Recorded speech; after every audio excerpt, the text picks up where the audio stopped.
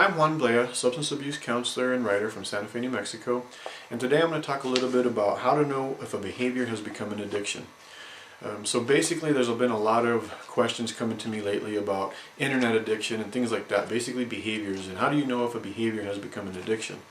Well, there's a whole bunch of different theories on addiction and a whole bunch of different attitudes and perceptions about what addiction is. So this video is meant as a high-level kind of broad introduction into the mechanics of addiction, and not really anything that you should take as the end-all be-all, but rather a guideline. If there is something seriously presenting, I urge you to get professional care. There's a lot of quality treatment out there. So this video is intended as a guideline about how to know if a behavior has become an addiction.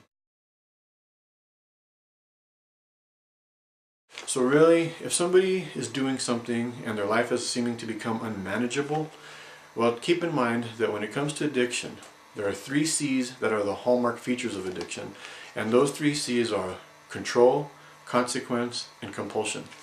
What do they mean? Well, lack of control when doing a behavior.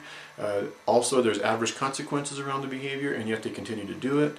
And the big one to me is compulsion. Now, compulsion is an unconscious impulse towards doing something as a result or in response to anxiety.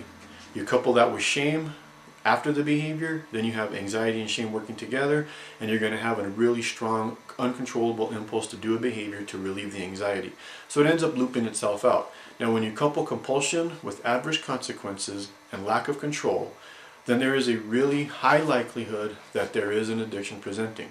So again, the 3 C's of addiction are control, consequence, and compulsion. And if anybody that you know or you yourself are doing a behavior, whether process or ingestive, and you've lost control of the behavior, you're experiencing significant adverse consequences, and you're doing it out of a compulsive need, then there's a really strong chance that you have an addiction. So again, thank you. This video was meant as a high-level introduction to what addiction is, how it works.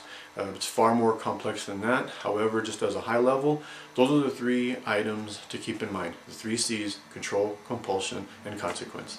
Thank you very much. Hope you like this and found this information helpful.